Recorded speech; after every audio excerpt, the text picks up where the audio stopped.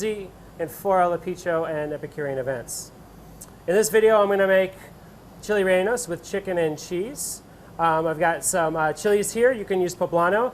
These are cubanello.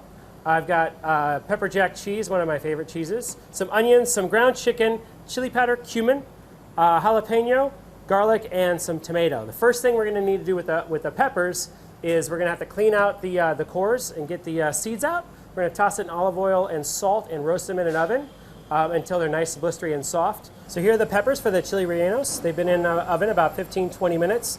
We're going to put this in a bowl, cover it with plastic wrap, and let them steam a little bit. It'll be easier for us to peel them. For the chili rellenos, I'm just going to start with a pan. I'm going to add a little bit of olive oil.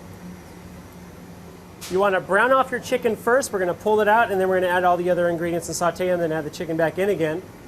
The onions are getting a little soft, and they're starting to give it a little color, so I'm going to add the jalapeno, the garlic, and the cumin seed. I like to leave my cumin seed whole. It's going to absorb some liquid and get soft. And we're going to saute this until it gets aromatic. You don't want to burn the garlic.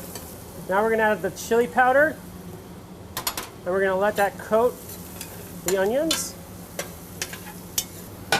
We're going to add the chicken back in. I'm going to add the tomato. Okay, so here we have our chicken. We're going to get the pepper jack cheese. We're going to add it in here. So I've waited for this to cool before I add the cheese because I don't want it to melt until it actually goes into the oven. So we're going to get this filling and get it going inside with it.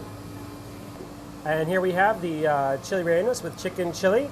A nice take on traditional chili rellenos with the chicken chili, which is a lower calorie version of the original.